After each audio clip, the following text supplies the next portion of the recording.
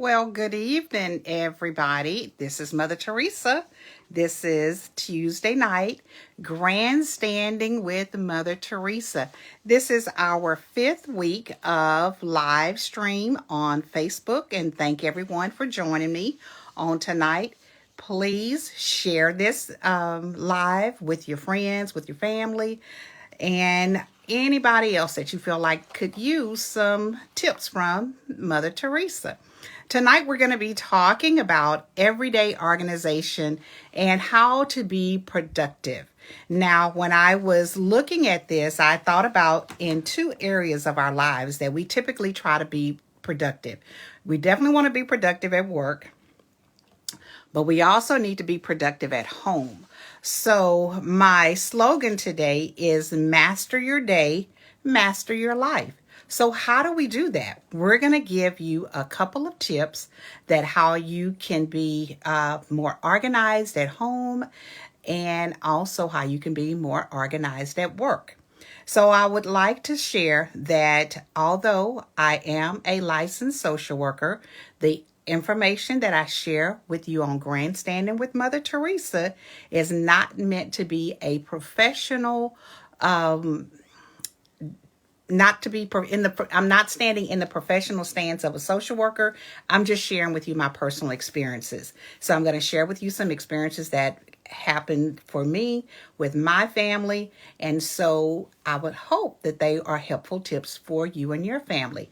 So when we talk about being organized and also being productive, I have to go back and I have to share when it comes to the home front. Some of the things that I'm going to be sharing with you this evening are things that I used to do when I was much younger, when I was raising my girls. I have to say, the older I became, some of these things I didn't do as frequently, but nevertheless, they're still good tips.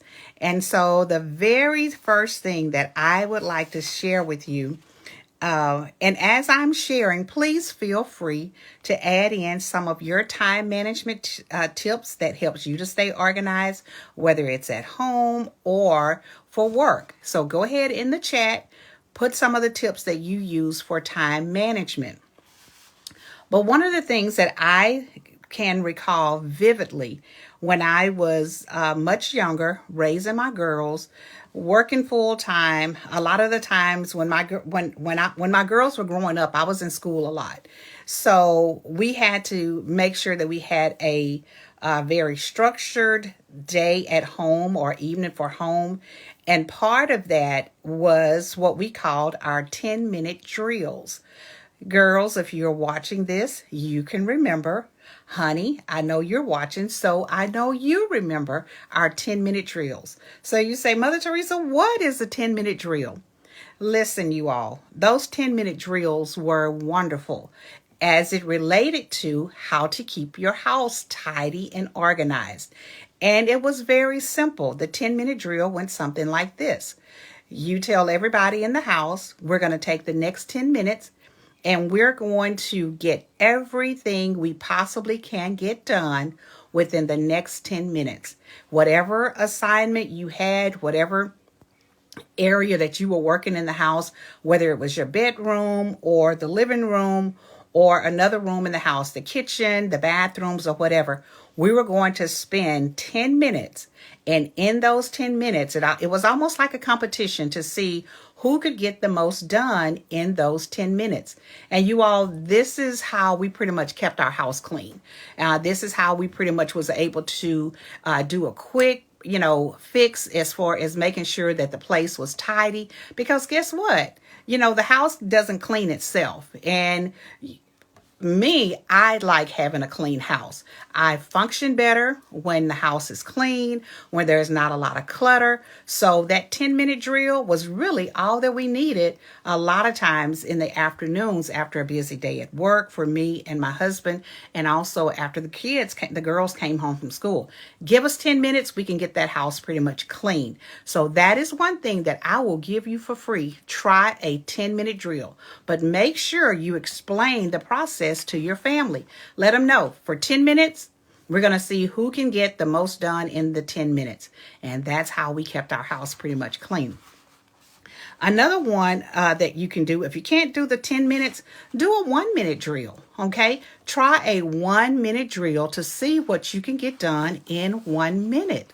Now, you may say, there's not a whole lot that we can get done in 1 minute, but I guarantee you it is. And one of the things that I do know is that sometimes within that 1 minute, you've already been kind of scoping out the things that maybe need to be put away. You know, you've got the books, a set of books over here. You've got a pile of clothes right there. You just need to go and put them in the laundry or do whatever. So within that 1 minute drill, what you want to do is you want to do as much work as you possibly can in that 1 minute. And I guarantee you, you will see a difference. Now, for some of you all, and for some of our houses, or for some of your houses, you know, 1 minute is just not going to get it, okay? If you've been kind of slacking all week, you're going to need more than 1 minute. So, but that is just something that you can try. And again, we're talking about how to remain organized and productive in our homes. Now, we all know, if you grew up like me, on Saturdays, what was Saturdays for? Saturdays was time for that deep cleaning. My mom was going to have us washing the walls, cleaning the the baseboards. That was when it was going to be that deep cleaning. And guess what we did on Saturday mornings when it was time to clean? If you grew up like I did in my household, that meant you were going to be listening to some music. It may be Aretha Franklin. It may be B.B. King. It may be, I think it was Bobby Blue Bland or something like that. But it was going to be some of those people that my mom listened to, and we just fell right in line. We knew Saturday was cleanup day. So guess what we did? We got up and we prepared to clean our house because we knew in the afternoon we were going to fellowship, which was our grandparents' house. So my mom had to have a system. It was 8 of us. And with 8 kids, guess what? You may say, oh, well, y'all should have, if you were doing like the 10-minute drills or whatever. Okay, my mom didn't believe in the 10-minute drills. My mom believed in it was going to get cleaned from top to bottom. And we were going to get all that done. And then we were going to be able to go to fellowship. So if you have some routines or if you have some strategies, what does your Saturday look like? So are you cleaning to music? And I can tell you that seemed to make the time go by a lot faster. And when I do my cleaning on Saturday, which I can tell you is not a whole lot, thank God for my honey. But when I do find myself in the mood to get that cleaning done, I'm gonna have some music on. It's probably not going to be Aretha Franklin, but it just might be. But most of the time, it's going to be some gospel music and kind of interspersed throughout there. But cleaning and music just simply, it goes together for me. So that's how that's how I grew up in cleaning. Another thing, when we're talking about being organized, for those of you all that are just joining me, we're talking about how to be organized and productive. We're talking about right now how to keep our homes in an organized manner. And then later we're going to talk about at work. Another thing, and again, I shared that I was going to share, I stated earlier, I was going to share some of the things that I've done in the past or, as my girls were growing up. Some of the things that I did. Let me tell you all, normally when you take a lunch break, that's your time to go and sit down somewhere and enjoy your lunch. Well, guess what? Years ago, as a young mom, as a young wife, we didn't have a washer and dryer in my home. When I was raising my girls for a short period of time, we did not have a washer and dryer. So guess what I did on my lunch break? I would go to to the laundromat on my lunch break. I would put those clothes in the washer and I would wash them on my lunch break. And then guess what I did when I got off from work? I went back to the laundromat and I dried those clothes, okay? So that's what I had to do for a little while before we were able to, afford a washer and dryer in our home. So a lot of you all may say, Miss Caldwell, I'm not going to do that. I'm not going to, take my lunch break to go and wash laundry. But if you're trying to keep an organized and a well organized home, you do what you have to do. And that was one of the things that I did. And I am so, listen, I was so grateful when we were able to afford a washer and dryer, because guess what? I didn't have to take my lunch breaks to go and do the laundry anymore. Another tip that you might want to consider is that when you're in a room, when you're at home, and like I said, if you're like me, you're often scanning the room looking for the things that need to be put away or whatever. When you leave the room, if you get up and leave out of one room going into the next room, if you've scanned the room, you can probably think about, oh, you know what? I need to go put this cup back in the kitchen, or I need to take these clothes and put them in the bedroom, or I need to do, whatever, put away these books, or I need to pick up, my purse and put it away. So before you actually leave the room, scan the room to see if there are some things that need to be put away in the room that you're going to. And that helps with keeping it clutter free. One thing about it, I don't like a lot of clutter. And sometimes when it's too much clutter around, and if you're like me, it just it bothers my spirit. I want the doors closed, the cabinet doors closed. I want the bedroom doors or the bathroom doors closed, because to me, that's more orderly. And for some people, it doesn't bother them, but I'm just sharing with you what bothers me. Another thing that I thought about is to kind of maintain the organization in your home is the mail. If you all are like me, and I just was teasing my granddaughter, and I was saying, teasing her about the mail, and you all get, if you're like me, you get a lot of junk mail. Some things, it doesn't even need to make it to your bedroom or wherever you keep your mail. When you get it, go through it. The first time, if it's trash, go ahead and put it in the trash. Don't stick it aside somewhere and say, oh, I'm going to get to this later. No, go ahead and deal with that junk mail or whatever mail that you have. Take it apart. If it's something that's important, that you want to make sure that you take care of it, hopefully you've got a place that you can put your mail where these are the important things that you need to take care of, and you can put it in a certain place. Or if it's something that you need to take a picture of it to kind of jog your memory, take a picture of it. But for the most part, if it's junk mail, go ahead and throw that stuff in the trash, because it's just going to be clutter. Okay. Go ahead and throw it in the trash. And then the other thing that I was going to talk about is when you have some downtime. Again, while you're sitting there watching television, if you're watching a movie, my husband and I enjoy watching a movie most evenings together. But, and I'm not saying I do this all the time, but sometimes while you're watching a movie, during the commercial breaks, get up and do something. If you know that you need to put away something, get up and put it away during the commercial break. Someone said that if it takes less than 5 minutes, don't put it off. I've been trying to incorporate that into my daily life. Absolutely. You're right, Candace. If it takes less than 5 minutes, don't put it off. Go ahead and take care of it. And I guarantee you, when you're doing that, it frees up time to do something different, something else. So you're absolutely right. Another thing too, I talked about doing those commercial breaks. Commercial breaks are typically about maybe a minute, sometimes maybe 2 minutes, and I may be totally off on that, but I think that's about the time that a commercial break is. Just think, you can get a lot done during those commercial breaks.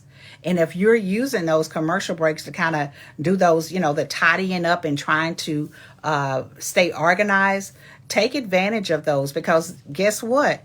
At the end of the movie, I don't know how many commercials they normally have, but at the end of the movie, you've probably, or you could have at least tidied up the room that you're sitting in. So take advantage of those commercial breaks. Another thing is try to do your chores in the same order. And again, I talked about on our Saturday cleanup day. Let me just tell you, and I can say for those that grew up during my era, I talked about, cleanup day was cleanup day with music. if you have things that you put together, for your organization styles, or for you, just how you do things, try to do those things on an orderly basis or at the same day of the week. If you know that Wednesday is your laundry day, try to maintain that Wednesday is your laundry day, and that's when you get your laundry done. So, if you have it on your schedule, then you know that. And that's part of being organized, is that that certain days out of the week you have certain things planned. Okay. And then, of course, at nighttime, there are certain things that you can do. Now, when I was growing up, we didn't leave dishes in the sink. We pretty much, at the end of the night or whatever, everybody had chores. And I'm going to tell you, my mom and my sister Grace were way before their time, because we had chore lists way back when they were not even popular. A lot of times you see the kids with their planners and their chore lists. Well, let me tell you, where we lived, and we grew up in Oak Hill Plaza, the projects, for those of you all who don't know, and in our hallway, we had a list that had everybody's name and what those chores were supposed to be. So you knew what your assignment was. So we didn't have to wonder or guess. We already knew what our assignment was. And my mom, she says a lot of times for me that I didn't do, whenever I was assigned the kitchen duty, I would always leave the silverware in the sink. And I don't know what it was about that silverware, but I would leave it in the sink. I did not like washing the silverware. So I would do the dishes and do whatever, but I always left the silverware in the sink. I don't know what it is about the silverware, but I would leave it in the sink. But going back to having a routine and doing things, make sure that you have some things that you are doing before you go to bed. So there's some and it may be just kind of spot cleaning, where you're just kind of picking things up.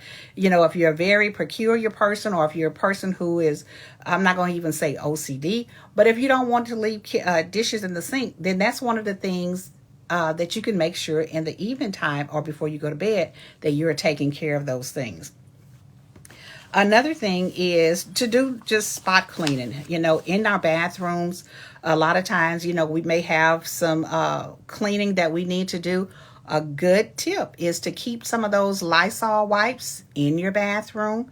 And as you're going about your your business, when you're done, make sure you use those Lysol wipes, and then, of course, throw them away. And then the last thing that I wanted to share, or maybe not the last thing, but another thing that I talked about, is stopping clutter at the door. Now, I told my husband that I was going to talk about him, and he said, "Don't talk about me, honey."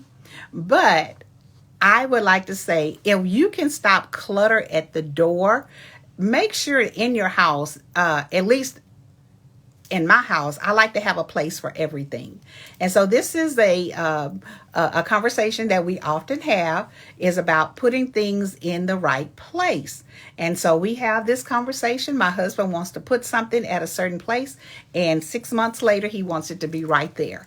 Well, 6 minutes later, I want to pick it up and I want to put it in the right place. So if you have certain spots that certain things go, then put them in that particular place, and that will help with the organization. So, and again, stop clutter at the door. And if you're coming in the afternoon, if you know that you've got a certain place that you put your keys and you put your, maybe your jewelry or whatever, and it's at that certain place, guess what? When you go back for it, it should be there, as long as it's in the proper place, honey. Okay. So another thing is to take a look at your kitchen. And one of the things that we grew up with, and I know when I was a young child, and then also as an adult, how many of you all have that junk kitchen drawer, where everything that doesn't have a place, it gets put in the junk kitchen drawer? And you always say, "I'm going to come back and I'm going to clean out that kitchen drawer." And guess what? We keep putting stuff in that kitchen drawer and putting stuff in that kitchen drawer and putting stuff in that kitchen drawer until the kitchen drawer won't even close anymore. And so what I will say is that for those that have your junk kitchen drawers, please clean out those drawers sometime, okay? Clean out those kitchen drawers and make sure they are not your junk drawers anymore. Now, let me tell you, at one time, not only did we have one junk drawer, we had like two junk drawers. And so we would just put, mail. And like I said, stop the mail at the front door so you won't have the junk drawer. But we had a place where we put all the mail. That was the mail that I was going to get back to. But of course, I just kept filling it, kept filling in it, and kept filling it. And it was so much junk in that drawer till it started coming from up under the bottom. And I was like, you know what, Teresa, you really need to clean this drawer out. And then I had another drawer where we would put batteries in it. We would put pens, anything else that I did not want to take the time to put it away right then. It found itself in the junk drawer. So for those of us who have junk drawers, I challenge you this weekend, get those junk drawers cleaned out, okay? That will help with some of your organization. Doing my, hello, Kirk.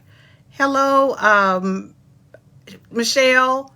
It says, during my depression, I allowed for clutter in my bedroom. I tell you, cleaning up and putting things away made me ease some of my depression. I felt so much better. You are so right, Michelle. You are so right. Because let me tell you, when a person is dealing with depression or any type of thing that is dealing with like your mood, you don't feel like doing none of this stuff. You don't feel like cleaning up. You don't feel like whatever, because your mind is kind of at a different state where you just kind of want to kind of go within. But if you can declutter, you will actually feel better. I have a lesson that I taught years ago, and it was just called stuff.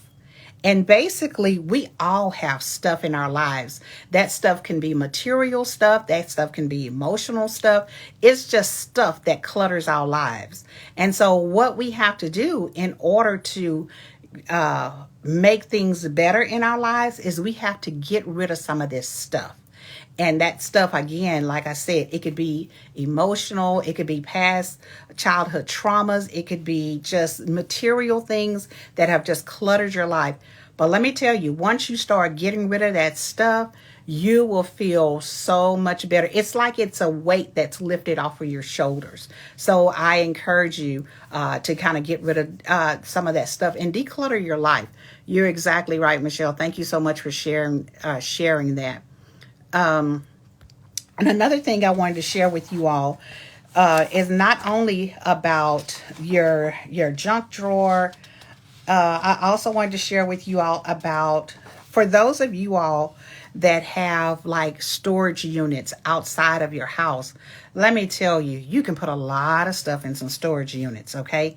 And let me just say this, we are paying for somebody to house our stuff. Somebody to house our stuff that has overshadowed or there's no place in our homes to put it. Now, I'm not saying everybody that has a storage unit I'm not saying anything is wrong with it, but I'm just saying if you want to look at how you can become more organized and want to declutter, start with like your storage units. And some of those things that you have in your storage units, if you're not using them, be a blessing to someone else who possibly could use it. I often say that sometimes our closets is the answer to someone's prayer. Okay. Not only is our closets the answer to someone's prayer, but our kitchen cabinets may be the answer to someone's prayer. We have stuff that is in our homes that we're not using. I can tell you that growing up in Oak Hill Plaza, where my mom, we struggled. And as an adult, when I was able to afford to purchase things the way that I wanted to purchase things, now it wasn't always a struggle, but for the most part, growing up, an earlier part of my life, it was a struggle. But when I was able to afford to buy things, I would buy things and I would buy every color that they had. I would just clear the whole row off and I would just buy them all. Because in my mind, I was thinking, okay, I know somebody who can use this. I know I have a large family, and I was thinking, okay, I'm buying stuff for my family, but I would buy every color, or I would buy everything that was on the shelf. And I would do that, and then I would bring all this stuff home, and I would have it, and it was like they used to call it my treasure chest, where I had all this stuff. But guess what? Some of that stuff that I had, I needed to have been giving that stuff away. And I'm not saying that I didn't, because we are a family of givers. So we give a lot to everybody that is in need, or the people that we know that are in need. And so again, when I talk about that your closet may be the answer to someone's prayer, or your cabinets may be the answer to someone's prayer, clear out some of that clutter.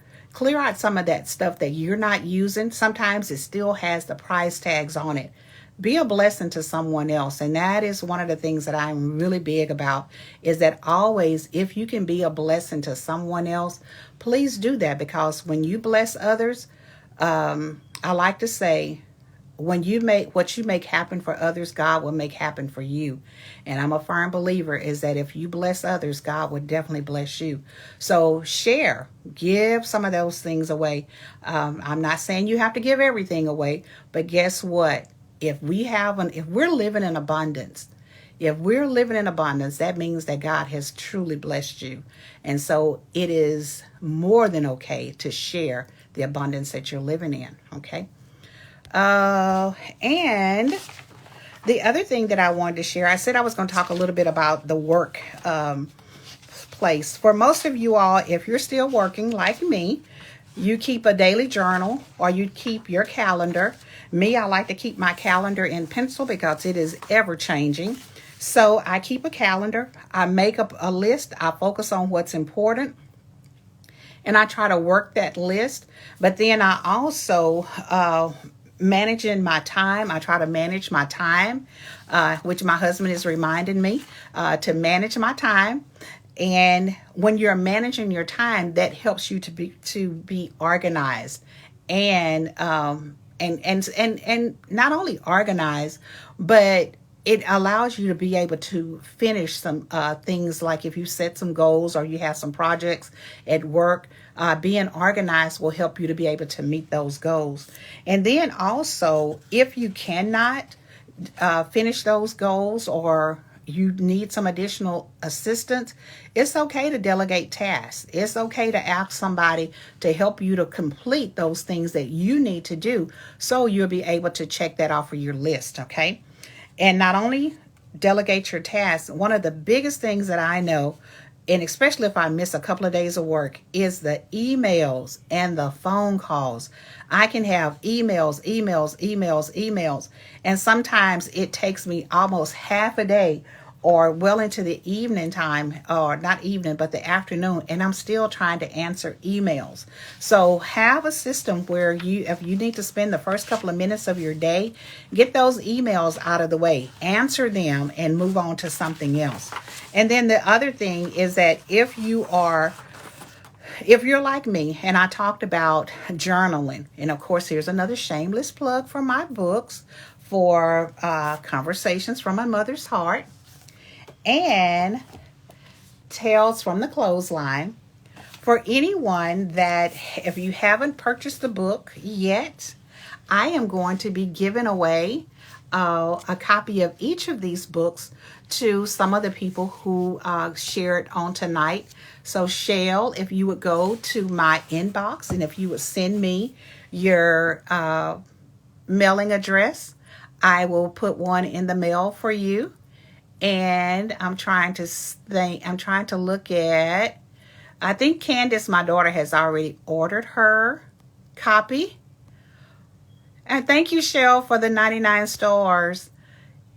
If anyone else would like to chime in before we get off, if you haven't ordered your book, and if you would like for me to send you a copy, I'm going to be a blessing to at least one more person. I had 2 that I was going to give away. So if you would send me your name in my inbox, I will send you a copy of one of the books. You tell me what your preference is, and I will send you one. Listen, you all, thank you all so very much for joining with me on tonight. Again, this is our 5th week, and I had a couple of mishaps where I am trying to learn how to do this Facebook Live. And what I was doing is I was creating an event. And as I was creating an event, it wasn't going live like I needed it to go live. So therefore, no one or just a couple of people knew that I was actually on. So I figured out, don't create an event, just go live. And whoever joins in, joins in. And then we'll see what happens. But thank you all for grandstanding with Mother Teresa. It's only a 30-minute episode at this point. But thank you all so much for grandstanding with Mother Teresa. We look forward to seeing you all on next Tuesday, 7 o'clock. Be here. And I have enjoyed talking to you all. Okay. All right. I got another thing, another surprise for you all. So, not only am I an author, but my husband is also an author. So, his book is Abductions, Nacogdoches. So, I want to send, my husband told me, Shell, we will be sending you a complimentary copy of Boris's book. Now, let me tell you all, now this is a good book. For those who grew up in Nacogdoches, and these are our classmates that are on here. This is, my husband, of course, is a police officer. And so he wrote a book about human trafficking. And this is a really good story from the eyes of a young lady named Jasmine. This is her story. It's of course, it's not true, but he is sharing some information about Jasmine's being abducted and also how she was able to escape. So this is a copy that my husband would like for he's going to send you a copy, Shell. So I look forward to you getting those. If anybody else would like a copy, please let us know. And again, you all have a great night on tonight. And again, thank you all for joining us. This is Mother Teresa saying thank you, and you all have a great night.